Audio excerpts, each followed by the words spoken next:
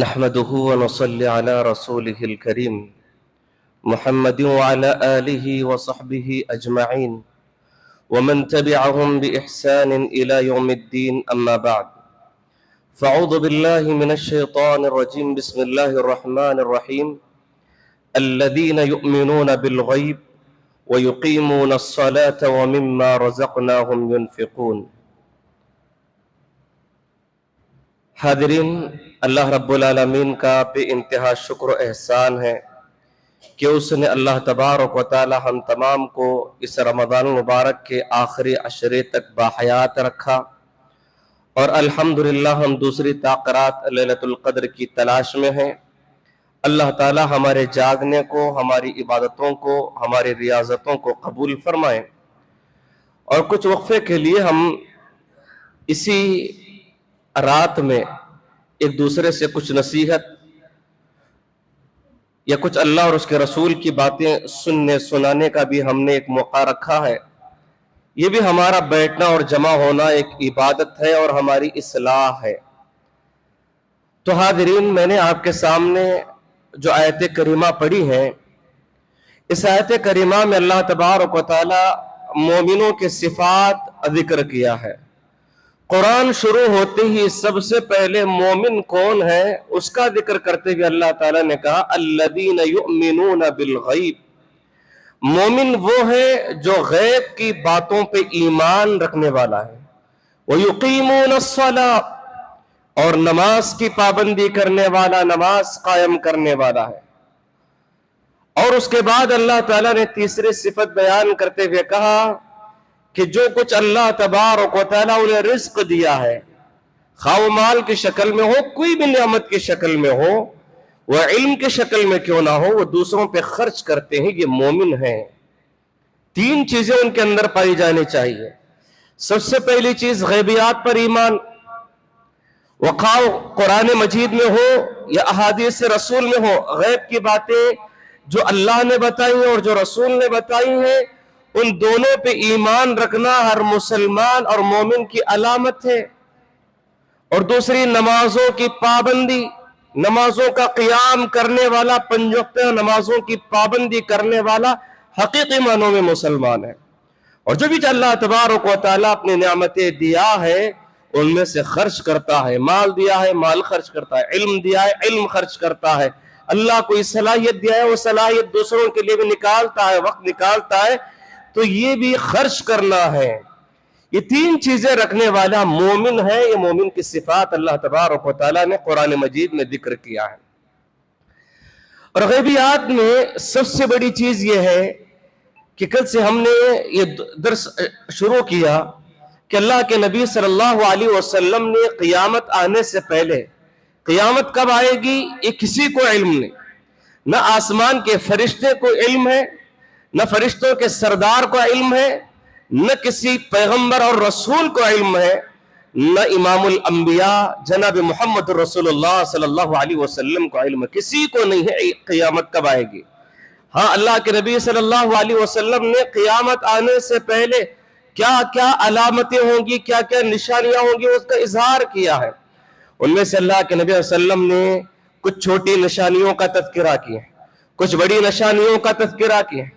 اللہ کے نبی صلی اللہ علیہ وسلم اپنے صحابہ کو اتنی پیاری تعلیم دیتے اور اتنی تاکید کے ساتھ تعلیم دیتے تھے کہ حضرت حذیفہ بن اسید رضی اللہ عنہ فرماتے ہیں کہ اللہ کے نبی صلی اللہ علیہ وسلم ایک مرتبہ نماز فجر ادا کی، ممبر پر چڑھے ہو گئے اور اللہ کے نبی صلی اللہ علیہ وسلم قیامت کے بارے میں اتنی تفصیلی گفتگو کرنے لگے اور ظہر کا وقت ہو گیا۔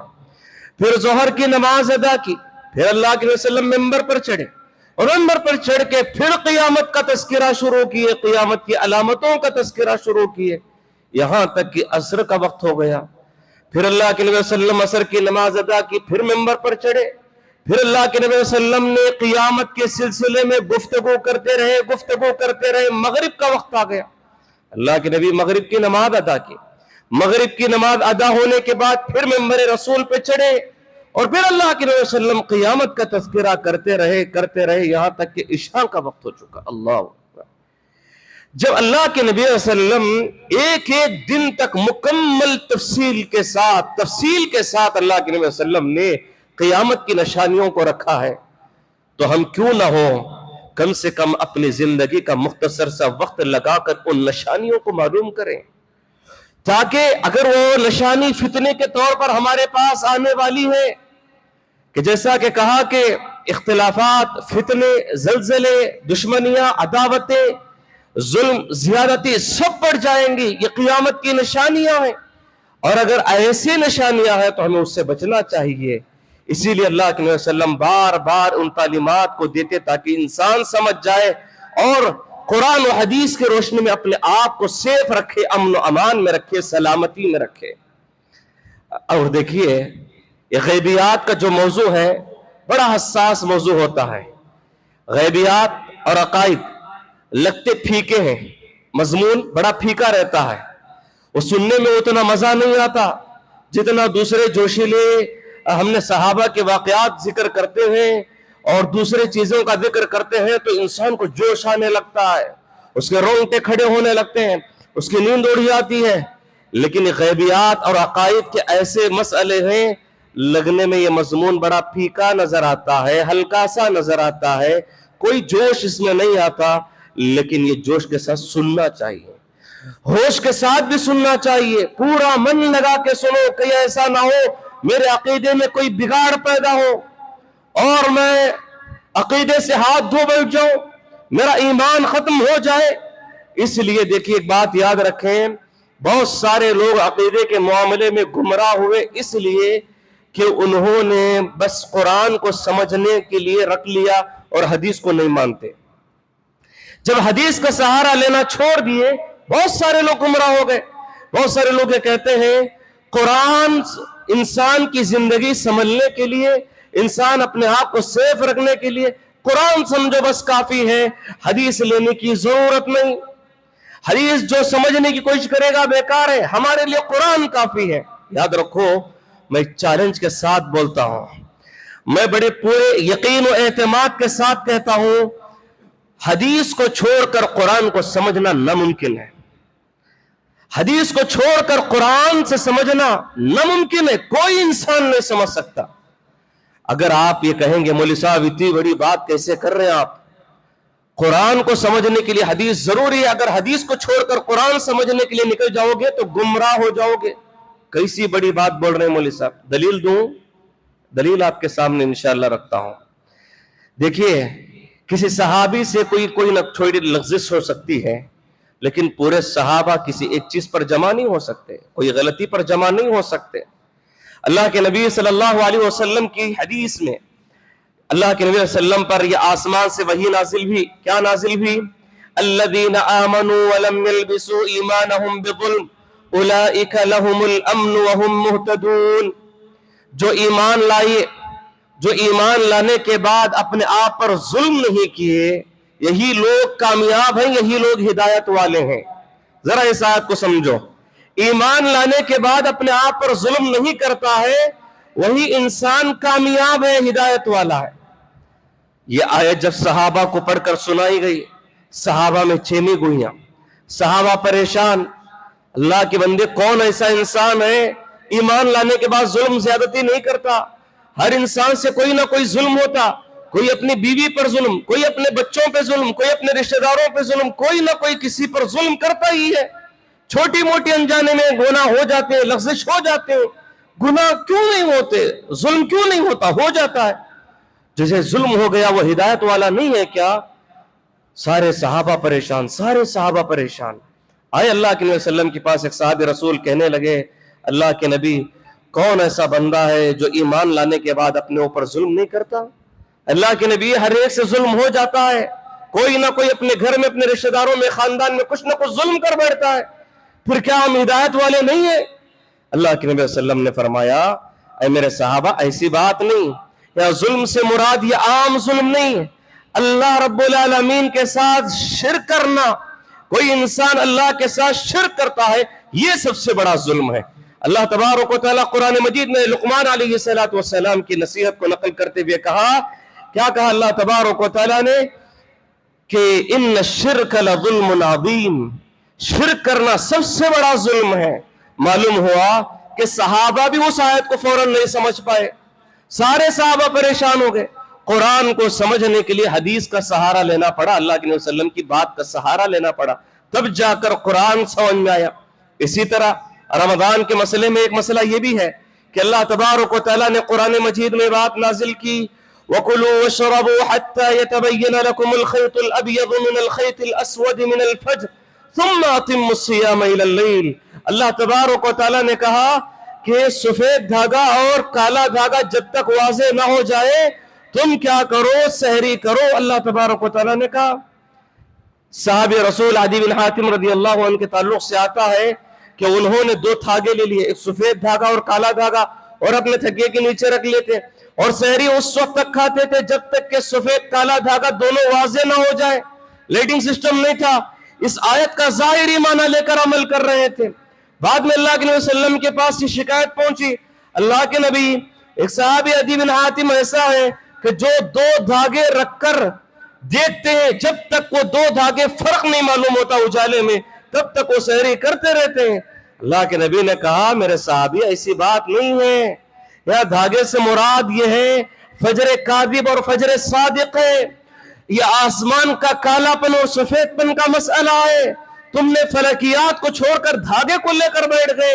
لہذا معلوم ہوا قرآن مجید کو سمجھنے کے لیے اللہ کے نبی صلی اللہ علیہ وسلم کی بات کا سہارا لینا ضروری ہے، قرآن مجید کو سمجھنے کے لیے احادیث کا ہونا ضروری ہے۔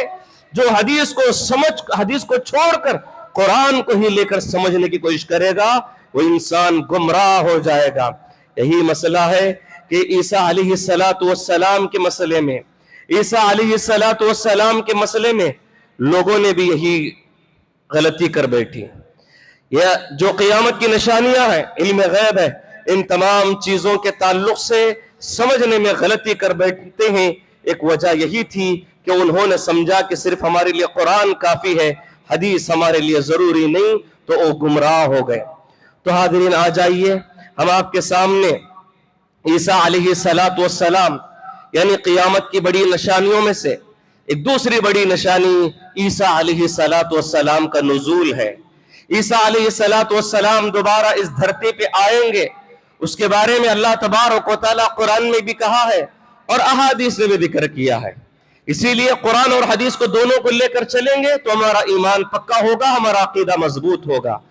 دیکھیے، سب سے پہلے عیسیٰ علیہ السلام کے نزول ہونے کو، آسمان سے زمین پر آنے کو سمجھنے کے لیے زمین سے آسمان میں کیسے گئے پہلے اسے سمجھنے کی ضرورت ہے۔ عیسیٰ علیہ السلام کے بعد اللہ کے نبی صلی اللہ علیہ وسلم کے درمیان کوئی پیغمبر نہیں آئے، کوئی نبی نہیں آیا۔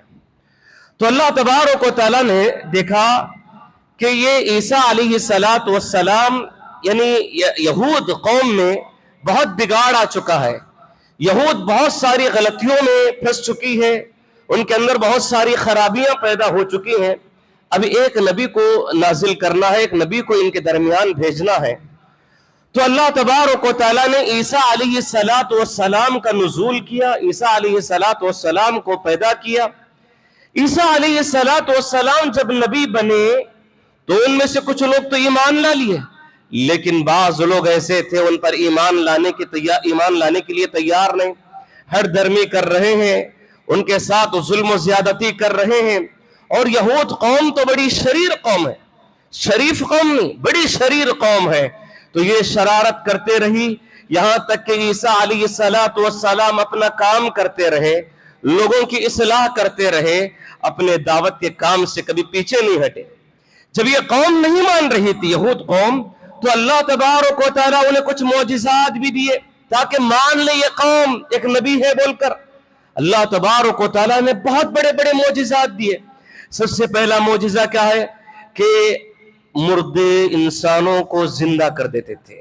قم بإذن اللہ، اگر کسی مردے سے یہ کہتے قم بإذن اللہ، تم اللہ کے حکم سے زندہ ہو جاؤ، تو وہ مردہ انسان زندہ ہو جاتا تھا۔ یہ کتنا بڑا معجزہ ہے، مردوں کو اللہ کے حکم سے زندہ کرتے۔ اور دوسرا معجزہ یہ دیا گیا کہ اگر وہ مٹی سے کوئی پرندہ بناتے اور کوئی جانور بناتے اور اسے کہتے کہ اللہ کے حکم سے زندہ ہو جا، تو پرندہ زندہ بھی ہوتا اور آسمانوں میں اڑنے بھی لگتا تھا. سبحان اللہ. یہ سب عیسیٰ علیہ السلام کے ذات سے نہیں, یہ اللہ کے حکم سے ہوتا تھا.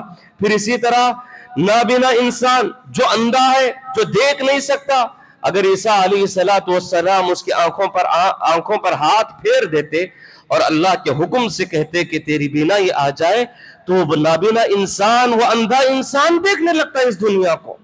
وہ انسان اپنے آنکھوں سے دیکھنے لگتا, آنکھ والا انسان بن جاتا. یہ معجزہ اللہ تبارک و تعالیٰ نے دیا. اگر کوئی برس والی بیماری ہے, بڑی خطرناک بیماری تھی, بڑی خراب بیماری, برس کی بیماری, کوڑ کی بیماری, تو ایسی بیمار انسان کو بھی وہ شفا ہونے کے لیے اس پر ہاتھ پھیر دیتے, وہ شفا یاب ہو جاتا تھا, بیماری اس کی اچھی ہو جاتی تھی, صحت یاب ہو جاتا تھا. یہ معجزہ اللہ تبارک و تعالیٰ نے دیا. پھر اس کے بعد اللہ تبارک و تعالیٰ نے ایک ایسا معجزہ دیا کہ وہ کہہ سکتے تھے تم کیا کھا کے آئے ہو گھر سے, تم گھر میں کیا کھا کے آئے ہو, گھر میں کیا بچا ہوا ہے, گھر میں تم کیا اسٹور کی ہو. یہ ساری باتیں عیسیٰ علیہ السلام اللہ کے حکم سے بتاتے تھے. سبحان اللہ. یہ حیرت کرنے والی بات ہے, یہ تعجب میں ڈالنے والی بات ہے, لیکن یہ اللہ کے حکم سے عیسیٰ علیہ السلام کو یہ سارے معجزے دیے گئے تھے. لیکن پھر بھی اس کے بعد بھی یہ یہود قوم اتنی کٹر پنتی تھی, اتنی شرارت تھی ان کے اندر, شرارت ہی نہیں, شرارت سے بڑھ کر خباثت تھی. انہوں نے اپنے انبیاء کو قتل کرنا شروع کر دیا. یہاں تک کہ زکریا علیہ السلام کے تعلق سے آتا ہے کہ انہیں آرے سے چیر دیا گیا. زکریا علیہ السلام کو قتل کر دیے گئے. ایک روایت سے بات معلوم ہوتی ہے کہ ایک دن میں انہوں نے 170 انبیاء اور علماء کو انہوں نے قتل کر دیا. ایک دن میں اتنا قتل کر کے, ایسے قتل کر کے صبح میں جا کر کام کر رہے ہیں گویا انہوں نے کوئی بکرے اور مرغیاں ذبح کی ہو. کیوں؟ ان کے پاس اتنے بڑے علماء کو, انبیاء پیغمبر کو قتل کرنے کے بعد بھی چہرے پر کوئی افسوس نہیں, کوئی ندامت نہیں, کوئی شرمندگی نہیں, کوئی احساس نہیں. اتنا بڑا خون خرابہ سے دھرتی کا, ہاں اتنے بڑے اللہ تبارک و تعالیٰ کے مقرب بندوں کا قتل عام کر دیتے ہیں, اور اس کے بعد بھی ان کے اندر ذرا برابر بھی احساس, ندامت, شرمندگی اور نہ غیرت نامی کوئی چیز ان کے اندر موجود نہیں تھی. اللہ اکبر. ان کے ساتھ ان کے اندر اتنی خرابیاں ہونے کے باوجود بھی عیسیٰ علیہ السلام کو نہیں چھوڑتے تھے. عیسیٰ علیہ السلام کو کہتے یہ دیوانہ ہے, یہ پاگل ہے, یہ مجنون ہے, یہ زنا کا بچہ ہے, اور ان کی ماں کو تانا دیتے تھے. ماں کے بارے میں کہتے یہ تو زانیہ بچہ پیدا کی ہے, ولد الزنا کا بچہ پیدا کی ہے, کوئی شوہر سے شادی نہیں, کچھ نہیں, کوئی مرد نہیں, لیکن پھر بھی بچہ پیدا کی. سوچ کر دیکھو, ایک انسان اللہ رب العالمین کے لیے اپنی زندگی کو اسلام کے لیے وقف کر رہا ہے, اسلام کے لیے اپنی پوری زندگی قربان کر رہا ہے, اور اللہ رب العالمین کے جانب سے معجزے دکھا رہا ہے, نہ معجزے ماننے کے لیے تیار نہیں, انبیاء کا قتل عام کر رہے ہیں, اور ایک اللہ کی دین کی خدمت کرنے والے انسان کو زنا کا بچہ کہیں, اور اس کے بعد اس کے ماں کو تانا دیں کہ مریم بھی تو ایسی ہی تھی کہ اس نے بھی اپنے بغیر شوہر کے بچہ پیدا کیا ہے. یہ بڑے صدمے پہنچتے تھے دل پہ, بہت صدمے پہنچتے تھے. برداشت کیے, عیسیٰ علیہ السلام برداشت کرتے رہے, صبر کرتے رہے, یہاں تک کہ ان کو چین کی زندگی گزارنے تک نہیں دی. اور اس کے بعد پھر بھی یہ صبر کرتے رہے, تانے سنتے رہے, گالیاں سنتے رہے, لیکن دعوت کا کام نہیں چھوڑتے رہے, دعوت کا کام نہیں چھوڑے, دعوت کا کام کرتے رہے.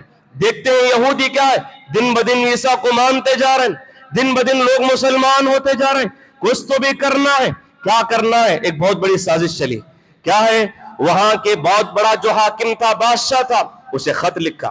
اس کے پاس ایک بھیجے, کیا ہے, ایک قاصد کو بھیج کر کہنے لگا ہے خط کے ذریعے سے, دیکھو ہمارے درمیان ایک عیسیٰ نامی پیدا ہو چکا ہے جو کہ ایک زناکار بچہ ہے. نعوذ باللہ, یہ الزام لگا کر کہتے تھے.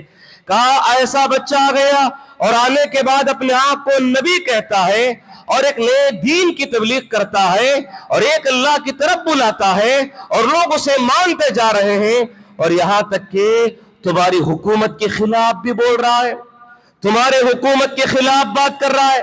ایک دن ایسا وقت آئے گا تمہارے حکومت کے خلاف لوگ عالم بغاوت کا اعلان کریں گے, लोग तुम्हारे खिलाफ खड़े हो जाएंगे, तुम्हारी कुर्सी को खतरा है, तुम्हारी बादशाहत को खतरा है, तुम्हारी हाकिमियत को खतरा है। ये सारी बातें बोल देने के बाद बादशाह मान गया, बादशाह उनकी बातों में आ गया यहूदियों की, और आने के बाद उन्होंने कहा, उस बादशाह ने कहा फलस्तीन को खत लिखा, फलस्तीन बैतुल मक़दिस की तरफ खत लिखकर कहा, वहां जो गवर्नर था उससे कहा जैसे ही ईसा मिल जाए तुम्हारे हाथ को उसे कत्ल कर दो और उसे सूली पे चढ़ा दो और उसके सर पर कांटे का ताज रख दो। ये हुक्म जारी कर दिया, ये नाफिज जारी कर दिया। और ये आर्डर जैसे ही मिला, सारे गांव में, सारे शहर में ईसा अलैहिस्सलातु वस्सलाम की तलाश शुरू हो गई।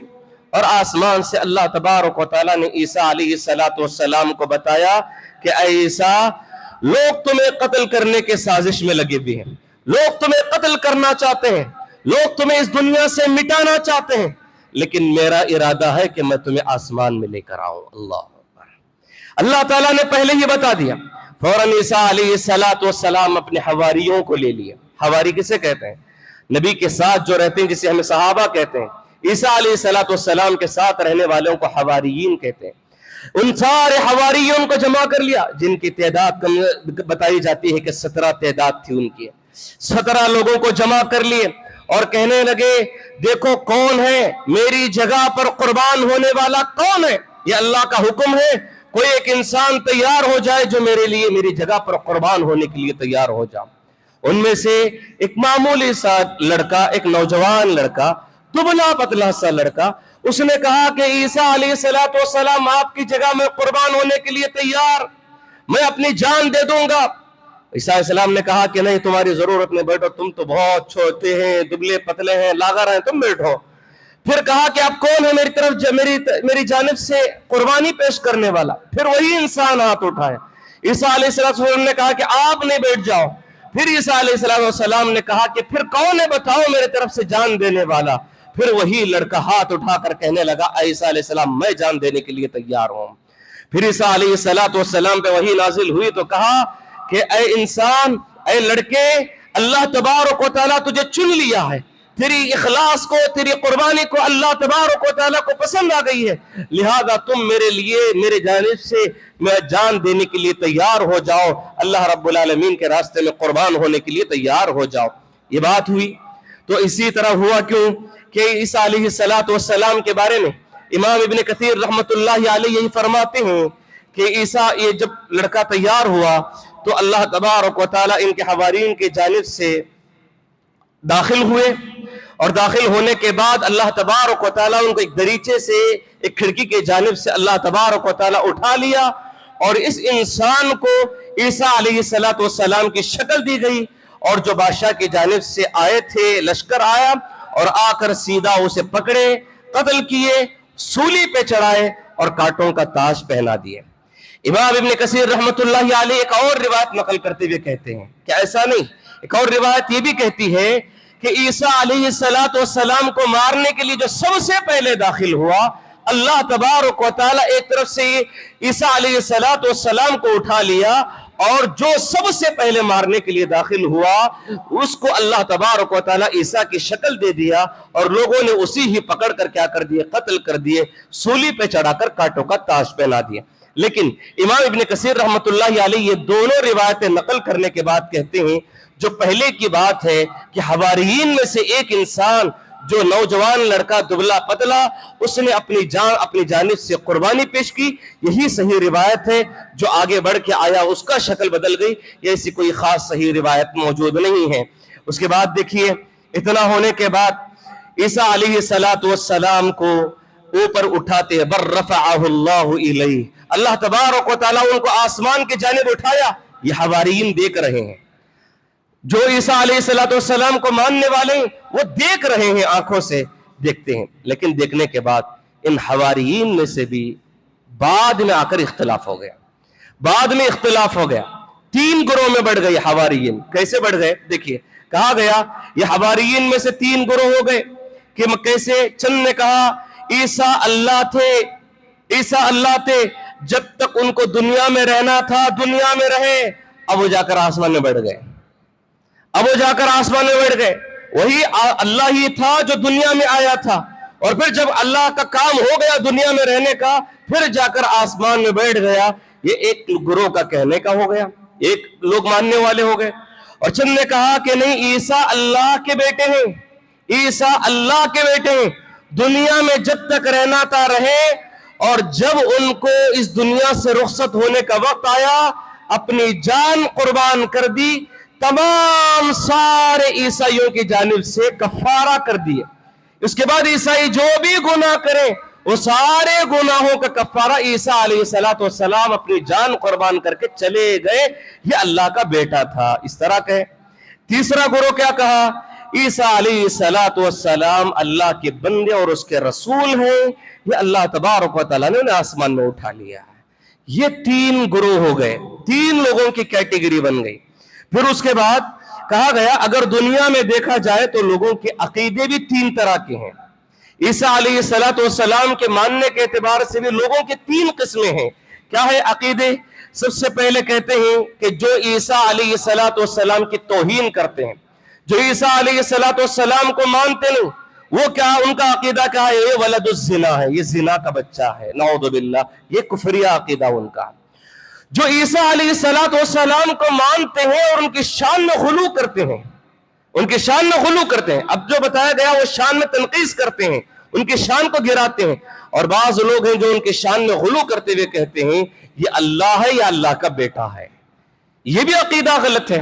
اس کے بعد ایک صحیح عقیدہ یہ ہے کہ عیسیٰ علیہ السلام اللہ اور اس کے رسول کے بندے ہیں، اور یہ مسلمانوں کا سچا پکا قرآن و حدیث کا عقیدہ ہے. یہ تین مسئلے ہیں. اس کے بعد ہم آگے بڑھیں گے تو عیسیٰ علیہ السلام کے تعلق سے مسلمانوں میں بھی کچھ تین عقیدے پائے جاتے ہیں. مسلمانوں میں بھی تین کیٹیگری پائے جاتے ہیں.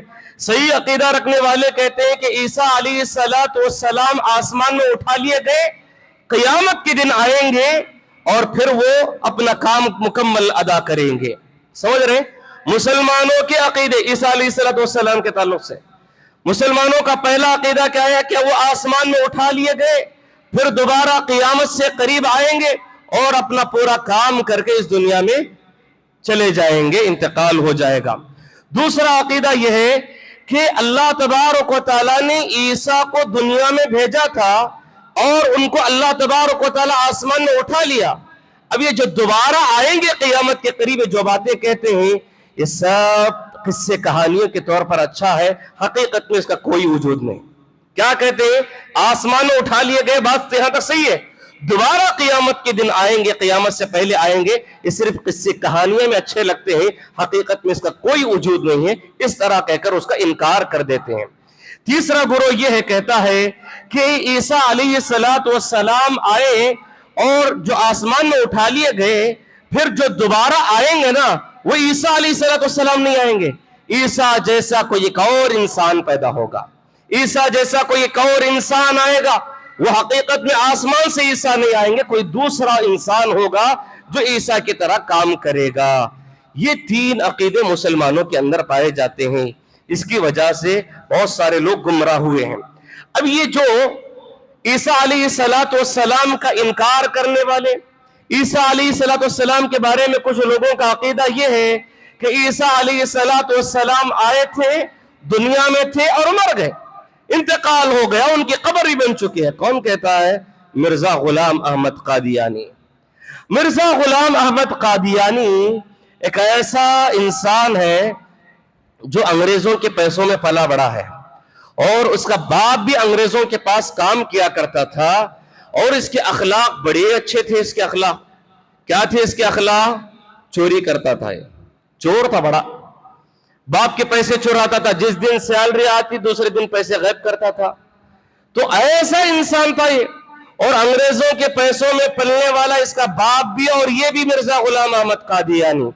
اور اس نے کہا کہ مرزا غلام احمد قادیانی کہتا ہے کہ عیسیٰ علیہ السلام کو باقاعدہ طور پر سولی پہ چڑھایا گیا تھا، صلیب پہ لٹکایا گیا. صحیح بات ہے، لیکن مرے نہیں، وہ مرے نہیں.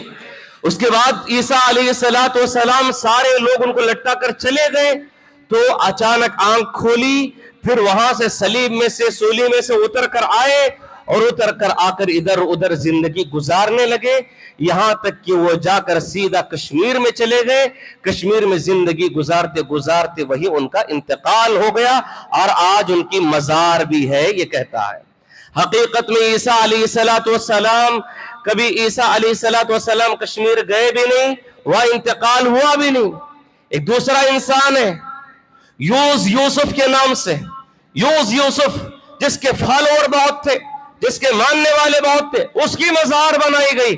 وہ کہتا ہے کہ یوسف ہی عیسیٰ ہے، جن کو نام بدل کر آج لوگوں نے یوسف کہا گیا ہے، ورنہ وہ عیسیٰ علیہ السلام کی قبر ہے. یہ اس کا عقیدہ ہے، یہ وہ عقیدہ رکھنے والا ہے. اور یہ دیکھیے یہاں عیسیٰ علیہ السلام کو کہا کہ ان کا چیپٹر دنیا میں ختم کر دیا، آئے تھے زندہ رہے، پھر کیا کر دیا، انتقال ہو گیا، کشمیر میں قبر بن گئی. اب جو عیسیٰ علیہ السلام آنے والے ہیں وہ کون ہیں؟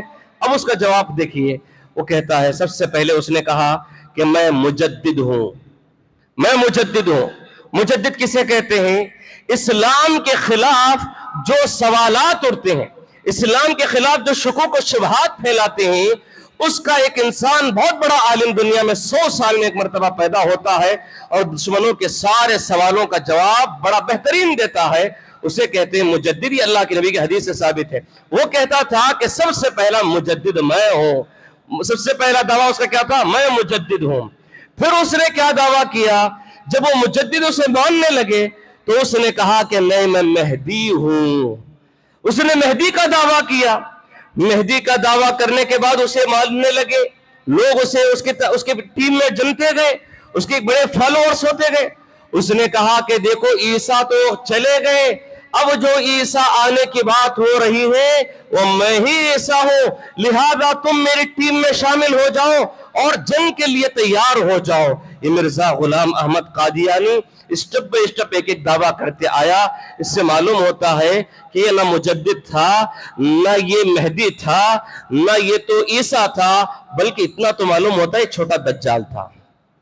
اسٹیپ بائی اسٹیپ یہ دعوے کرتے آیا.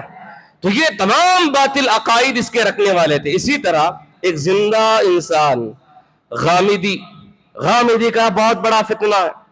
غامدی کا ایک بہت بڑا فتنہ چل رہا ہے. یہ پڑھا نہیں، لکھا نہیں، کچھ نہیں، اپنے جانب سے کچھ کتابیں پڑھ لیا، جان لیا، اور اپنی طرف سے کچھ باتیں سیکھ لیا، یہاں تک کہ انٹرنیٹ میں بیٹھ کر سارے لوگوں کو گمراہ کرنے لگا ہوا ہے. سارے لوگوں کو گمراہ کرتے ہوئے نظر آتا ہے. بڑے اچھے انداز میں تو گفتگو کرتا ہے، بولنے کا انداز بڑا پیارا ہے. اب اس بولنے کے انداز پہ فدا ہو کر سارے لوگ اسے ماننے لگتے ہیں، اور اس نے لوگوں کو گمراہ کرتے ہوئے کہا کہ دیکھو عیسیٰ علیہ السلام آئے اور آنے دنیا میں تھے، اور اس کے بعد یہاں تک کہ وہ ان کو قتل کر دیا گیا، بادشاہ نے مار دیا، قتل کر دیا، سولی پہ چڑھایا، سب ہوا.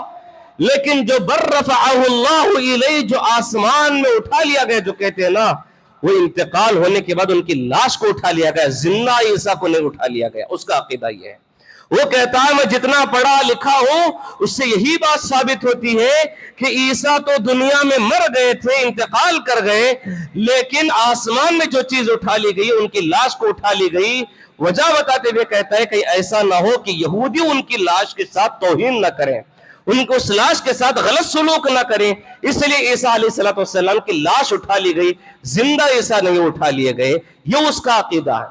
اس کے بعد تیسرے نمبر پہ آتے ہیں وحید الدین خان. وحید الدین خان یہ بھی ایک دور حاضر کے تھے، چند سال پہلے ان کا انتقال ہوا. یہ کہتے ہیں کہ ان کا بھی ایک دعویٰ یہ ہے کہ عیسیٰ میں خود ہوں. عیسیٰ ان کے قادیانی کا ایک مرتبہ ان کے خود کتاب میں لکھا ہوا ہے، کہتے ہیں کہ قادیانی آ کر سوال کیا ان سے، وحید الدین خان سے. وحید الدین خان صاحب نے کہا اس کے سوال کے جواب میں کہ عیسیٰ علیہ السلام دنیا میں تھے اور ان کو مار دیا گیا، وہ انتقال کر گئے، وہ انسان دنیا میں ختم ہو گئے، اور جو آنے والے ہیں وہ دوسرا انسان ہے جو عیسیٰ علیہ السلام کی شکل میں آئے گا. کہتے ہیں کہ عیسیٰ علیہ السلام لگتا خود ہے کہ میں خود ہوں. کہتے ہیں ایسا لگ رہا ہے مجھے کہ میں خود ہوں، کیونکہ عیسیٰ علیہ السلام کے بارے میں کہا گیا ان کے جو نزول کا انداز ہے. وہ کہتے ہیں کہ میں ایک ایئرپورٹ میں گیا، وہاں ایک بہت بڑا ٹاور تھا، उस टावर के पास मुझे उतारा गया, मैं बड़ा कमजोर था, दो बुजुर्ग आए, दो नौजवान आए, मुझे ले जाकर सीधा मुझे एयरपोर्ट में छोड़े। तो ये ईसा अलैहिस्सलाम एक मीनार के पास आएंगे और वहां से उनको फरिश्ते लेकर आएंगे और ले जाकर अंदर वो छोड़ेंगे, वो अंदर आएंगे। वो कहता है कि मैं बहुत बड़ा टावर था, वो मीनारा कुछ नहीं, वो टावर है। वो टावर के पास मुझे आने के बाद दो नौजवान मुझे सहारे से लाकर छोड़े, यानी फरिश्ते नहीं, वो नौजवान हैं। इस तरह तावील करके कहता है कि मैं खुद ईसा हूं, ये उसका दावा है। हाज़रीन, आगे बढ़ते हैं और कुछ बातें हम मालूम करेंगे। ईसा अलैहिस्सलाम आने के बाद का दौर कैसा होगा, ईसा अलैहिस्सलाम आने के बाद दौर कैसा होगा, वो दौर के बारे में कहा गया ईसा अलैहिस्सलाम का दौर बड़ा सुहाना दौर होगा, बड़ा अमन सुकून का दौर होगा। अल्लाह के नबी सल्लम ने उनका हुलिया भी बताया, उनकी शक्ल सूरत कैसी होगी, इसके बारे में प्यारे नबी सल्लल्लाहु अलैहि वसल्लम फरमाते हैं वो ईसा अलैहिस्सलाम गोरे और सुर्ख माइल होंगे, गोरे भी होंगे, थोड़ा लाल कलर भी होगा उनका, तो सुर्ख माइल होंगे। फिर कहा उनकी सर जब वो झुकाएंगे, जब वो ईसा अलैहिस्सलाम आएंगे, उनके बालों से पानी टपक रहा होगा। हकीकत में पानी नहीं, लगेगा ऐसा कि पानी टपक रहा है, पानी टपकते हुए नजर आएगा। जब वो सर उठाएंगे तो ऐसा लगेगा गोया मोती उनके सर से झड़ रहे हैं। और उनके कद के बारे में कहा गया वो ना ज्यादा लंबे होंगे ना ज्यादा पस्त कद होंगे, बल्कि मियाना कद के होंगे, उनका मीडियम कद होगा। ये ईसा अलैहिस्सलाम का पूरा हुलिया अल्लाह के नबी सल्लल्लाहु अलैहि वसल्लम ने बताया। उसके बाद देखिए ईसा अलैहिस्सलाम कब कब नुज़ूल होंगे, कब आसमान से नाजिल होंगे, इसके बारे में प्यारे नबी सल्लल्लाहु अलैहि वसल्लम फरमाते हैं इमाम मेहदी जब खलीफा बन जाएंगे, इमाम मेहदी जब खलीफा बनकर जंगे करते हुए सारे मुल्कों को फतह करते रहेंगे, सारे मुल्क को फतह करते रहेंगे, हर तरफ फतुहात होते रहेंगे, इनका इलाका बढ़ता जाएगा, यहां तक कि तुर्की का शहर जो कि इस्तांबुल है, वहां तक भी वो फतह करते हुए आएंगे। जब फतह कर लेंगे तो अचानक एक इंसान आकर कहेगा कि दज्जाल का खुरूज हो गया है, दज्जाल जाहिर हो चुका है, दज्जाल निकल चुका है, दज्जाल दुनिया में आ चुका है। ये ऐलान जैसे ही हो जाएगा, इमाम मेहदी के बारे में आता है कि वो सारे अपने लश्कर को लेकर दिमश्क में पहुंच जाएंगे, दिमश्क के एक मस्जिद में पहुंच जाएंगे और दिमश्क में पहुंचकर अपने सारे लश्कर को ट्रेनिंग देते रहेंगे, तैयार करते रहेंगे। दिमश्क के बाहर दज्जाल और उसका लश्कर होगा और दिमश्क के अंदर इमाम मेहदी और उनका लश्कर होगा। यहां दज्जाल से लड़ने की तैयारी करते रहेंगे। इतने में जब फजर की नमाज का वक्त आ जाएगा, फजर की नमाज के लिए अजान हो जाएगी, फजर की नमाज के लिए इकामत कह दी जाएगी, फजर की नमाज के लिए सारी सफ़ें बिछा दी जाएंगी, सारे मुक्तदी खड़े हैं, इकामत हो गई, अब बस नमाज शुरू करना है। ईसा अलैहिस्सलाम उसी वक्त से आसमान में दो फरिश्तों के परों के ऊपर हाथ रखे हुए, दो कपड़ों में मलबूस होकर ईसा अलैहिस्सलाम को लाकर सफेद एक मीनारा होगा दिमश्क का, उस मीनारे के ऊपर लाकर छोड़ देंगे फरिश्ते, यहां तक उनको छोड़ दिया जाएगा। और उसके बाद मोमिन हजरात आएंगे और आकर उनको सीढ़ियां लगाएंगे मीनार के ऊपर, और उस सीढ़ी के जरिए से ईसा अलैहिस्सलाम उतरकर मस्जिद में आएंगे। और मस्जिद में जैसे ही दाखिल होंगे, इमाम मेहदी कहेंगे ऐ ईसा आओ तुम हमारी इमामत कराओ, आओ फजर की नमाज पढ़ाओ। इमाम ईसा अलैहिस्सलाम फरमाएंगे नहीं, तुम में से बास के बास इमाम है, ऐ इमाम मेहदी तुम खलीफा हो, तुम इमाम हो, तुम नमाज पढ़ाओ, तुम्हारा नमाज का ज्यादा हक है, हम तुम्हारे पीछे नमाज अदा करेंगे। लिहाजा ईसा अलैहिस्सलाम मुक्तदी की हैसियत से और इमाम मेहदी इमाम की हैसियत से खड़े होकर नमाज अदा करेंगे। ये जो मीनार है, जो दिमश्क के मीनार है, जो सफेद मीनार है, वो जो मस्जिद है, वो अल्हम्दुलिल्लाह आज भी कायम है। लेकिन इमाम इब्न कसीर रहमतुल्लाहि अलैह फरमाते हैं कि ये ईसाइयों ने एक दौर में तोड़ दिए थे, वो मीनार को तोड़ दिए थे। क्यों तोड़े? मुसलमानों का अकीदा है कि इस सफेद मीनार पे ईसा अलैहिस्सलाम का नुज़ूल होगा, और ईसाइयों का अकीदा क्या था कि ईसा अलैहिस्सलाम को कत्ल कर दिया गया है। تو اس لیے دوبارہ عیسیٰ آنے والے نہیں، اس لیے وہ مینار کو توڑ دیے تھے۔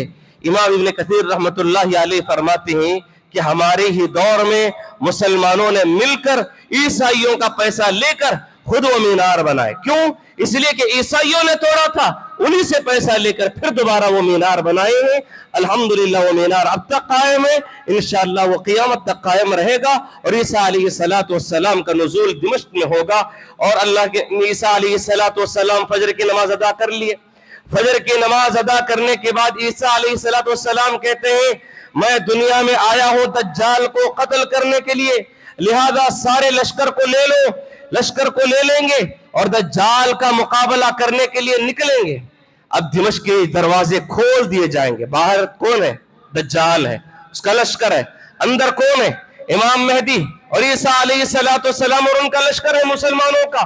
جیسے ہی نماز فجر ادا ہو جائے گی، اس کے بعد دمشق کے بڑے بڑے دروازے کھول دیے جائیں گے۔ جیسے ہی دجال گھسنا چاہے گا، فوراً اس کی نظر عیسیٰ علیہ السلام پہ گرے گی۔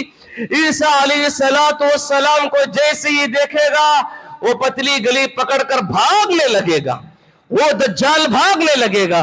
عیسیٰ علیہ السلام اپنے ہاتھ میں خنجر رکھ لیے ہوئے اس کا پیچھا کرتے جائیں گے، پیچھا کرتے جائیں گے۔ ایک مقام آئے گا، مقام لد۔ اس مقام لد میں عیسیٰ علیہ السلام دجال کو قتل کریں گے، اور ایک روایت میں آتا ہے کہ دجال کے 2 ٹکڑے کر دیں گے۔ اور اس طرح عیسیٰ علیہ السلام دنیا میں آنے کا سب سے پہلا مقصد دجال کو قتل کرنا ہے۔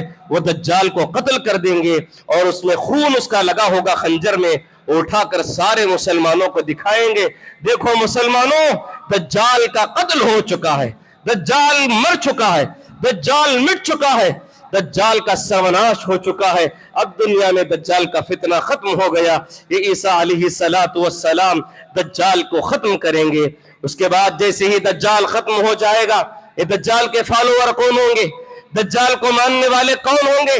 دجال کے منتظر کون ہوں گے؟ یہود ہوں گے۔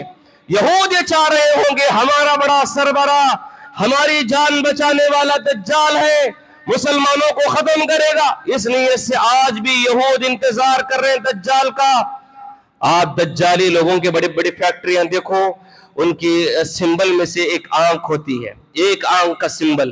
دجال کے بارے میں جو کہا گیا ایک آنکھ سے کانا ہوگا، ایک آنکھ ہوگی اس کی، وہ ایک آنکھ کا جو سمبل ہے وہ اپنی کمپنیوں کے سمبل میں اسے لگائے رہتے ہیں، یا انگلش ورڈ میں اسے استعمال بھی کر لیتے ہیں ناموں میں۔ یہ دجال ہے، یہ یہود ہیں تو دجال کے منتظر ہیں۔ اور جب عیسیٰ علیہ السلام دجال کو قتل کریں گے، اس کے بعد ایک ایک یہودی کو چن چن کے ماریں گے۔ پورے مسلمان عیسیٰ علیہ السلام کے ساتھ رہ کر پورے ایک ایک یہودی کو چن چن کے ماریں گے، اور ایک ایک کو قتل کریں گے۔ دنیا میں کوئی ایک یہودی باقی نہیں رہے گا۔ جو ایمان لا لیا بچ گیا، جو ایمان نہیں لایا دیوار کے پیچھے چھپا رہے گا ڈر کے مارے، ارے عیسیٰ آ گئے، مسلمانوں کا بڑا لشکر ہے، مار دیں گے۔ وہ کھڑے رہیں گے دیوار کے پیچھے چھپیں گے، اس وقت دیوار کہے گی آؤ میرے پیچھے ایک یہودی چھپا ہے، اسے قتل کرو۔ پتھروں کے پاس جا کے چھپیں گے، اس وقت پتھر بول کر کہے گا مسلمان آ میرے پیچھے یہود ہے، اسے قتل کر دے۔ درختوں کے پیچھے چھپ جائیں گے، درخت بھی کہے گا آ میرے پیچھے دجال، میرے پیچھے یہودی چھپا ہوا ہے، اسے قتل کر دے، لہذا قتل کر دیں گے۔ دنیا میں جو مسلمان ہو گئے تو بچ گئے، ورنہ سارے یہودیوں کو اس دنیا سے صفحے ہستی سے ختم کر دیا جائے گا۔ اس کے بعد تیسرا کام کریں گے عیسیٰ علیہ السلام، کیا ہے؟ صلیب کو توڑ دیں گے۔ صلیب کو توڑ دیں گے، کیوں؟ اس لیے کہ عیسائیوں کا یہ عقیدہ ہے کہ ہم نے عیسیٰ کو قتل کر کے صلیب پہ چڑھا دیا ہے، صلیب پہ ان کو لگا دیا تھا، قتل کر دیا تھا، یہ وہ سوچ رہے ہیں، ان کا عقیدہ ہے۔ عیسیٰ علیہ السلام صلیب کو توڑ کے یہ بتائیں گے جو تم صلیب کا عقیدہ رکھتے تھے وہ غلط عقیدہ تھا، دیکھو میں زندہ ہوں، میں آ کر اتر رہا ہوں۔ یہ عیسیٰ علیہ السلام ان عقیدے کو پاک کریں گے۔ پھر چوتھا کام کیا کریں گے؟ خنزیر کو قتل کریں گے، خنزیر کو ختم کریں گے، خنزیر کو قتل کریں گے۔ کیوں؟ اس لیے کہ آپ جانتے ہیں کہ خنزیر کھانے والوں میں سے عیسائی کی ایک قوم ہے، عیسائی کی کچھ برانچز بھی ہیں، کچھ عیسائی کے فرقے بھی ہیں، ان میں سے ایک فرقہ ایسا ہے جو خنزیر کو حلال سمجھتا ہے، جائز سمجھتا ہے، کھاتا بھی ہے۔ اسی لیے عیسیٰ علیہ السلام بھی یہی کہیں گے کہ میں ابی خنزیر کو حرام کر کے گیا تھا دنیا میں، تم لوگوں نے خنزیر کو حلال سمجھا ہے، لہذا میں اس عقیدے کو بھی باطل کر دیتا ہوں، تمہارا خنزیر کا کھانا بھی حرام ہے۔ یہ عیسیٰ علیہ السلام کریں گے۔ پانچویں چیز کیا کریں گے؟ پانچویں چیز یہ ہوگی کہ پوری دنیا سے جزیہ معاف کر دیا جائے گا، کوئی ٹیکس نہیں لیا جائے گا، یعنی غیر مسلمانوں کے علاقے میں رہنا ہے تو ان کو ٹیکس دے کر رہنا پڑے گا، لہذا میں ایک ٹیکس معاف کر دیتا ہوں، جزیہ معاف کر دیتا ہوں۔ مطلب یہ ہے کہ پوری دنیا مسلمان بن جائے گی، پوری دنیا مسلمان، اسلام ہوگا مسلمان ہوگا۔ اب رہا مشرکین کیا کریں گے؟ یہ عیسائی یہودی کے بارے میں ہم نے بات کی، لیکن جو مشرکین ہیں، کفار ہیں، بتوں کو ماننے والے، یاد کی پوجا کرنے والے، یہ چاند سورج کی پوجا کرنے والے، ان لوگوں کا معاملہ کیا ہوگا؟ ایک اعلان ہوگا ان کے بارے میں، یا تو مسلمان ہو جاؤ یا تو جنگ کے لیے تیار ہو جاؤ، یا تو مسلمان ہو جاؤ یا تو جنگ کے لیے تیار ہو جاؤ۔ جو آ کر آگے بڑھ کے مسلمان ہو جائے گا اسے امن دیا جائے گا، سلامتی مل جائے گی، اور جو جنگ کے لیے آ جائے گا جنگ میں قتل کر دیا جائے گا، مار دیا جائے گا۔ اس کے بعد دنیا میں ایک بھی اللہ کے ساتھ شرک کرنے والا باقی نہیں رہے گا، پوری دنیا توحید پرست، پوری دنیا مسلمان، پورے دنیا میں اسلام رہے گا۔ دنیا میں اسلام کے علاوہ کوئی اور نہیں، کوئی شرک نہیں، کوئی بدعت نہیں، کوئی خرافات نہیں، کوئی رسم و رواج نہیں، بس اسلام ہی اسلام رہے گا، زندہ رہے گا۔ تو اسلام زندہ رہے گا، مسلمان زندہ رہے گا، توحید پر زندہ رہے گا۔ یہ عیسیٰ علیہ السلام آ کر سارے لوگوں کو ختم کر دیں گے۔ ایک اور روایت میں یہ ہے کہ یہ مشرکین کیسے مریں گے؟ جنگ کے ذریعے سے نہیں۔ عیسیٰ علیہ السلام، دیکھئے ذرا غور سے سنیے، ایک عجیب قسم کے اللہ تبارک و تعالیٰ نے چیزیں رکھا ہے، اس پر ایمان رکھنا، یہی غیب کی باتیں ہیں۔ عیسیٰ علیہ السلام کی جو سانس ہوگی نا، اس سانس میں کیسا زہر ہوگا، یا اس سانس کے اندر کیسی تاثیر ہوگی، ان کی سانس جن جن لوگوں کو پہنچے گی، کس کو؟ کافر مشرک میں سے جس کو وہ سانس ٹچ ہوگی وہ انسان مر جائے گا، اس سانس کے ذریعے سے مر جائے گا۔ اچھا، سانس کتنی لمبی جائے گی ان کی؟ کہا جاتا ہے کہ جہاں تک ہماری نگاہ جاتی ہے وہاں تک ان کی سانس جائے گی۔ اس سانس میں اثر ایسا رہے گا، وہ سانس جو جن مشرک کو، جس کافر کو لگے گی، اسی بیماری میں وہ مر جائے گا، ختم ہو جائے گا۔ اس طرح پوری دنیا شرک سے پاک ہو جائے گی۔ یہ عیسیٰ علیہ السلام کے بارے میں ان کا کام رہیں گے جو آنے کے بعد اس دنیا میں کریں گے۔ اس کے بعد اللہ تبارک و تعالی عیسیٰ علیہ السلام سے کہے گا، اے عیسیٰ، اب ایک ایسی فوج تمہارے درمیان آئے گی جس کو تم بھی قتل نہیں کرو گے، ایک ایسی بڑی فوج آئے گی جس کو قتل کرنے کی تمہارے پاس بھی طاقت نہیں ہے۔ وہ کون ہے؟ یاجوج ماجوج ہے، انشاءاللہ ہم اس کا بھی تذکرہ کریں گے۔ یہ عیسیٰ علیہ السلام کے دور میں ہی ان کا بھی خاتمہ ہو جائے گا، یہ بھی باہر نکل کر آئیں گے اور انہی کے دور میں ان کا بھی ختم ہو جائے گا۔ وہ کیسا ہوگا انشاءاللہ ہم اگلے درس میں ذکر کریں گے۔ اس کے بعد عیسیٰ علیہ السلام دجال کو قتل کیے، یاجوج ماجوج کا اس کا خاتمہ ہوا، یہودی ختم ہو گئے، کفار مشرکین ختم ہو گئے، ساری دنیا میں پوری سرزمین میں اسلام ہے، امن ہے، سکون ہے، شانتی ہے۔ تو پھر اس کے بعد اللہ تبارک و تعالیٰ ان کے دور میں بڑی خوشحالیاں لائے گا، بڑی خوشحالیاں لائے گا۔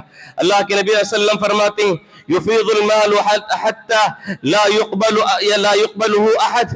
اللہ کے نبی صلی اللہ علیہ وسلم فرماتے ہیں عیسیٰ علیہ السلام کے دور میں مال کی اتنی فراوانی ہوگی، لوگوں کو مال دیا جائے گا، وہ کہیں گے بھائی میں مال لینے والا نہیں، میرے پاس بہت مال پڑ کر ہے، میں تمہارا مال کہاں لوں۔ آج انسان کا مال ڈبو رہے، آج انسان کا مال کھا رہے، آج انسان کا مال ہڑپ کر رہے، اور عیسیٰ علیہ السلام کا وہ سنہرا دور آئے گا، لوگ کہیں گے لے لو، عیسیٰ علیہ السلام کہیں گے مان لو، وہ کہیں گے نہیں، ہمارے پاس اتنا مال پڑا ہوا، ہمیں کسے دینا سمجھ میں نہیں آ رہا، تمہارا مال لے کر ہمیں کا رکھنا ہے۔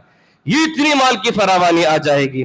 اس کے بعد اللہ کے نبی صلی اللہ علیہ وسلم فرماتے ہیں وَيَكُونُ السَّجْدَةُ وَاحِدَةٌ خَيْرٌ مِّنَ الدُّنْيَا وَمَا فِيهَا۔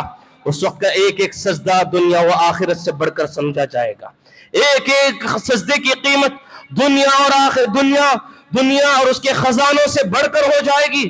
یعنی اس وقت پورے لوگ اللہ والے ہو جائیں گے، متقی ہو جائیں گے، اللہ کی عبادت میں سجدہ ریز ہو جائیں گے، اللہ کی عبادت میں لگ جائیں گے۔ اتنے اللہ والے ہو جائیں گے سارے لوگ۔ پھر تیسری چیز یہ ہے، اللہ کے نبی صلی اللہ علیہ وسلم نے فرمایا عیسیٰ علیہ السلام کا دور آنے کے بعد انسان کے دل سے بغض، حسد، کینہ، کپٹ سب نکال دیا جائے۔ آج ایک دوسرے سے جل رہا ہے، آج ایک دوسرے سے جگ کپٹ، انسان دل میں کیا کیا نہیں رکھا، مر رہا ہے اپنے دل کو پاک نہیں کر رہا، قرآن حدیث سن رہا ہے اپنے دل کو پاک نہیں کر رہے، اللہ ماشاءاللہ جسے توفیق دے۔ لیکن اس دور ایسا آئے گا اللہ تبارک و تعالیٰ سارے لوگوں کے دلوں کو پاک کر دے گا، حسد، دشمنی، وہ سب ختم ہو جائیں گی۔ یہ عیسیٰ علیہ السلام کے دور کی ایک تیسری خصوصیت رہی۔ چوتھی خصوصیت یہ ہے کہ اللہ کے نبی صلی اللہ علیہ وسلم فرماتے ہیں وہ دور آنے کے بعد بڑا امن سکون کا، ظلم زبردستی سب ختم ہو جائے گی۔ نبی علیہ السلام فرماتے ہیں حتی یلعب صبی، ایک بچی سانپوں کے ساتھ کھیلے گی، ایک بچے سانپوں کے ساتھ کھیلیں گے، بچے سانپوں کو لے کر کھیلیں گے، لیکن کوئی سانپ ان کو کاٹے گا نہیں، کوئی تکلیف پہنچائے گا نہیں۔ بچے جا کر شیر کے منہ میں ہاتھ ڈالیں گے، ان کے ساتھ ان کے منہ کو پکڑیں گے، ان کو کوئی کترنے والا نہیں ہوگا۔ سبحان اللہ۔ آج دیکھیں کتے پکڑ کھا رہے ہیں، بچے بچے پہ حملہ کر رہے ہیں، لیکن یہ دور ایسا آئے گا کہ بڑا سام کا زہر ختم ہو جائے گا، شیر کے اندر بھی نرمی آ جائے گی۔ یہ اللہ کے نبی صلی اللہ علیہ وسلم نے فرمایا کوئی چیز کسی کو تکلیف نہیں دے گی۔ اور یہاں تک کہ اللہ کے نبی صلی اللہ علیہ وسلم فرماتے ہیں بکری بھیڑیے کے ساتھ چرے گی، اللہ اکبر، بکری بھیڑیے کے ساتھ چرے گی، شیر بیل اونٹوں کے ساتھ چرے گا، ہر ایک جانور آپس میں ایک دوسرے کے ساتھ چریں گے، کسی جانور کو کسی چیز سے بھی ڈر نہیں ہوگا، ہرن کو شیر سے بھی ڈر نہیں ہوگا، چیتے باغ کو کسی جانور سے ڈر نہیں ہوگا، بیل بکریاں اونٹ سب شیر کے ساتھ، باغ کے ساتھ، چیتے کے ساتھ آرام سے چرتے رہیں گے، اتنا امن سکون ہو جائے گا، اللہ ظلم کو جانوروں میں بھی ختم کر دے گا۔ ساری باتیں ہوئیں۔ اس کے بعد عیسیٰ علیہ السلام کی دور کی خصوصیت یہ بھی ہے کہ برکت کا ماحول پیدا ہو جائے گا، برکت کا ماحول۔ اللہ کے نبی صلی اللہ علیہ وسلم فرماتے ہیں ایک انار ایسا ہوگا کہ پوری جماعت بیٹھ کر کھائے گی، پوری جماعت بیٹھ کر کھائے گی، انار کا آدھا چھلکا پوری جماعت کو سایہ کرے گا، اتنا بڑا انار ہوگا، اتنی بڑی برکت ہوگی، اتنی بڑی اچھی فصلیں نکلے گی۔ اور اللہ کے نبی صلی اللہ علیہ وسلم فرماتے ہیں ایک بکری کا دودھ ایک پورا خاندان پی سکتا ہے، ایک گائے کا دودھ ایک پورا قبیلہ پی سکتا ہے، ایک گائے ایک اونٹ کا دودھ پوری بستی پی سکتی ہے، ایک بڑی جماعت پی سکتی ہے۔ اللہ کے نبی صلی اللہ علیہ وسلم نے بتایا کہ برکت اتنی ہوگی کہ ہر انسان ایک ایک چیز جو ایک آدمی آج پیتا ہے اور وہ جماعتوں کے لیے، قبیلوں کے لیے، خاندانوں سے استعمال کریں گے، اللہ کے نبی صلی اللہ علیہ وسلم نے فرمایا۔ اس کے بعد حاضرین اللہ کے نبی صلی اللہ علیہ وسلم فرماتے ہیں عیسیٰ علیہ السلام اس دنیا میں رہیں گے کتنے سال رہیں گے؟ اس کے تعلق سے دو روایتیں ہیں۔ صحیح مسلم کی روایت ہے کہ عیسیٰ علیہ السلام 7 سال رہیں گے، 7 سال اس دنیا میں رہیں گے۔ دوسری روایت میں ہے کہ عیسیٰ علیہ السلام 40 سال رہیں گے۔ کیسے تطبیق دیں گے؟ دو اپوزٹ حدیث سے آتے ہیں، کیسے سمجھیں گے؟ کہا گیا، بعض لوگوں نے کہا کہ نہیں، اللہ کے نبی نے کہا 40 سال، اور ایک روایت میں کہا گیا 7 سال۔ ہو سکتا ہے 40 پر 7 سال زندگی گزارے ہوں گے، 40 پر 7 سال زندگی گزاریں گے، لیکن بات اصل یہی ہے کہ علماء نے یہی لکھا کہ عیسیٰ علیہ السلام جب دنیا میں تھے اس وقت ان کی شادی نہیں ہوئی تھی، اور جب وہ اس دنیا سے اٹھا لیے گئے تو اس وقت ان کی عمر 33 سال 33 ایئرس تھے، 30 پر 3 سال تھے۔ اور جب آئیں گے عیسیٰ علیہ السلام 7 سال کی زندگی گزاریں گے، اس طرح 7 سال رہنے کے بعد وہ 40 سال کمپلیٹ ہو جائیں گے، پرانے 30 پر 3 سال، اور اس کے بعد آنے کے بعد 7 سال، تو 40 سال ہو گئے۔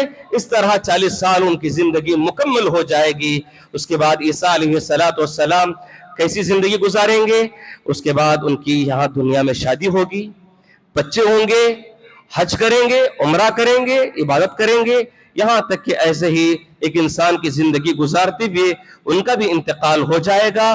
اور اس کے بعد کہا جاتا ہے کہ جب ان کا انتقال ہوگا، انتقال ہونے کے بعد انہیں کہاں دفنایا جائے گا، اس کے بارے میں ایک روایت آتی ہے جو کہ بنی اسرائیل کی روایت ہے، اس سے متاثر ہو کر کہا گیا کہ وہ ابو بکر عمر کی جو قبر ہے، حضرت عائشہ رضی اللہ عنہ کے حجرے میں اللہ کے نبی صلی اللہ علیہ وسلم ابو بکر عمر کی جو قبر ہے ابو بکر عمر کے درمیان ان کی قبر بنائی جائے گی اور ان کو وہاں دفنایا جائے گا اور قیامت کے دن انہی کے ساتھ اٹھیں گے. یہ جو روایت ذکر کی جاتی ہے امام البانی رحمۃ اللہ علیہ نے اس کو ضعیف قرار دیا ہے, متکلم فی روایت ہے. آخری ایک مسئلہ بتا کر میں اپنی بات کو ختم کرنا چاہتا ہوں, یہ ہے کہ اتنی باتیں سب سنیں, اتنی باتیں سننے کے بعد یہ ایک سوال کچھ لوگوں کے درمیان پیدا ہوتا ہے. اگر واقعی معنوں میں آپ اس بیان کو بھی غور سے سنے ہیں تو ایک سوال تو ضرور انسان کے اندر پیدا ہوگا, یا دشمنان اسلام کے اندر یہ سوال پیدا ہوتا ہے, اس کا جواب دینے کے لیے ہم تیار ہونا چاہیے. وہ یہ ہے کہ دجال کو ختم کرنے کے لیے عیسیٰ کو ہی کیوں چنا؟ ایک سوال, عیسیٰ علیہ السلام کا نزول ہی کیوں؟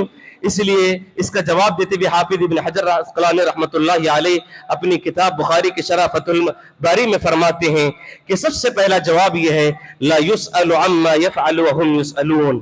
ہم اللہ کے کاموں میں سوال نہیں کر سکتے. جو اللہ کام کر رہا ہے, جو اللہ حکم نازل کر رہا ہے, اللہ کے بارے میں ہم سوال کھڑا نہیں کر سکتے. الٹا اللہ ہم سے سوال کر سکتا ہے, ہم اللہ کو سوال کرنے والے نہیں. ہمارا حق ہی نہیں کہ اللہ کو سوال کرے. دوسرا اس کا ایک جواب یہ دیتے ہوئے کہتے ہیں کہ عیسائیوں کا کیا عقیدہ ہے کہ عیسیٰ علیہ السلام کو ہم نے قتل کر دیا, مار دیا ہے. عیسیٰ علیہ السلام کے اس عقیدے کو جھٹلانے کے لیے, ان عقیدے کو باطل کرنے کے لیے اللہ تبارک و تعالی دوبارہ عیسیٰ علیہ السلام کو نازل کرے گا اور اس کے ذریعے سے ان کے عقیدے کا خاتمہ ہوگا. تیسرا جواب یہ ہے کہ آپ صلی اللہ علیہ وسلم نے کا ذکر, آپ صلی اللہ علیہ وسلم کا اور اس امت کا تذکرہ تورات میں, انجیل میں ہوا اور بڑا خوبصورت تذکرہ ہوا ہے ہمارے نبی کا اور اس امت کا تذکرہ. تو عیسیٰ شاید ہو سکتا ہے کہ عیسیٰ علیہ السلام یہ جو تذکرہ ہوا ہے, اتنی بڑی اچھی امت ہے, اتنے بڑے پیارے نبی ہیں, کیوں نہ ہو اے اللہ دعا کیے ہوں گے اے اللہ اس امت میں میرا بھی شمار فرما. تو اللہ تبارک و تعالیٰ ان کو آسمان میں اٹھا لیا, پھر اللہ تبارک و تعالیٰ ان کو یہ امتی بنا کر امت محمدیہ میں ان کا شامل کر کے دوبارہ اس دنیا میں نازل کرے گا. چوتھا جواب یہ ہے کہ ہر انسان اس دنیا میں آیا ہے اور انسان کے انتقال کے بعد اسے مٹی میں جانا ہے, لیکن عیسیٰ علیہ السلام کو ایک پس منظر, ایک حکمت کی وجہ سے آسمان میں اٹھا لیا گیا تھا. اب ان کو مٹی ہونا ہے, وہ انتقال ہونا ہے, ان کو بھی مٹی کے حوالے کرنا ہے. اس لیے اللہ تبارک و تعالیٰ دوبارہ ان کو زندہ نازل کرے گا اور اس دنیا میں زندگی گزارتے ہوئے وہ اس دنیا میں چلے جائیں گے. مسلمان ان کی نماز جنازہ پڑھیں گے اور ان کو اس دنیا میں تدفین کریں گے. ایک آخری مسئلہ یہ ہے, علمی بات, شاید پہلی مرتبہ آپ سن رہے ہوں گے, اہل علم نے ایک علمی نقطہ بیان کیا, کہتے ہیں آخری صحابی زندہ ہے, آخری صحابی ابھی بھی زندہ ہے. کون ہے آخری صحابی؟ کہاں ہے؟ ابھی بھی زندہ ہے. وہ کیسے؟ اس کے بارے میں اہل علم نے کہا کہ آخری صحابی عیسیٰ علیہ السلام ہیں. کیسے؟ اللہ کے نبی صلی اللہ علیہ وسلم پورے جسم کے ساتھ, دیکھیں سب سے پہلے بات یاد رکھ لیں, صحابی کسے کہتے ہیں؟ صحابی اسے کہتے ہیں کہ ایمان کی حالت میں اللہ کے نبی سے ملاقات کیا ہو اور ایمان کی حالت میں اس کی وفات ہوئی ہو, اسے صحابی کہتے ہیں. ایمان کی حالت میں اللہ کے نبی سے ملا ہے, اللہ کے ایمان کی حالت میں وفات پایا ہے, اسے صحابی کہتے ہیں. اللہ کے نبی صلی اللہ علیہ وسلم پورے جسم اور روح کے ساتھ معراج کا سفر کیے اور معراج کے سفر میں اللہ کے نبی صلی اللہ علیہ وسلم دوسرے آسمان میں عیسیٰ علیہ السلام سے ملاقات کیے. معلوم ہوا اللہ کے نبی صلی اللہ علیہ وسلم کیا ہے؟ نبی ہے. اور ان کو کون ملاقات کیے؟ عیسیٰ علیہ السلام سے ان کی ملاقات ہوئی اور پھر وہ دنیا میں آئیں گے تو کیسے آئیں گے؟ اللہ کے نبی کی امتی بن کر آئیں گے, امت محمدیہ کے فرد بن کر آئیں گے اور پھر اس کے بعد ایمان کی حالت میں ہی ان کی وفات ہوگی. تو اس طرح اہل علم کہتے ہیں یہ آخری صحابی ہیں, زندہ ہیں, وہ عیسیٰ علیہ السلام ہیں, ابھی ان کا انتقال نہیں ہوا. جس وقت عیسیٰ علیہ السلام کا انتقال ہوگا آخری صحابی بھی اس دنیا سے رخصت ہو جائیں گے. حاضرین, یہ آج عقیدے کا ایک باب تھا اور قیامت کی 10 बड़ी निशानियों में से एक दूसरी निशानी हमने आपके सामने तस्करा किया है। लिहाजा ईसा अलैहिस्सलाम के ताल्लुक से जो गलत अकीदे हैं, उन तमाम गलत अकीदों से हम पाक होकर कुरान और सुन्नत के अकीदे को लाजिम पकड़ ले, मजबूत हो जाए और ईसा अलैहिस्सलाम के आने का इंतजार है। और उनके आने के बाद दज्जाल का, याजूज माजूज का खातिमा होगा, पूरी दुनिया में इस्लाम फैलेगा। इस बात पर मुझे और आपको यकीन होना है कि ईसा अलैहिस्सलाम को ऊपर उठा लिया गया, दोबारा वही ईसा अलैहिस्सलाम दुनिया में आने वाले हैं उम्मत मुहम्मदिया के फर्द बनकर। यह हमारा पक्का ईमान होना चाहिए। दुआ है कि अल्लाह तबारक व तआला हम तमाम को इस गैबियात पर ईमान रखने की तौफीक नसीब फरमाए। ईसा अलैहिस्सलाम से मुताल्लिक़ नबी अलैहिस्सलाम ने और अल्लाह ताला ने कुरान मजीद में जो कुछ बयान किया है उस पर सच्चा पक्का ईमान रखकर ज़िंदगी गुजारने की तौफीक नसीब फरमाए। अगर हमारे दरमियान अगर ऐसे कोई खुराफाती जहन पैदा हो जाए और हमारे दरमियान गलत अकीदे पैदा होते रहे, अल्लाह ताला उस गलत अकीदे को साफ करके सच्चे तौहीद पर, सच्चे ईमान पर हमें जिंदा रखने और उसी पर खातिमा होने की तौफीक नसीब फरमाए। अस्सलामु अलैकुम व रहमतुल्लाहि व बरकातुहू।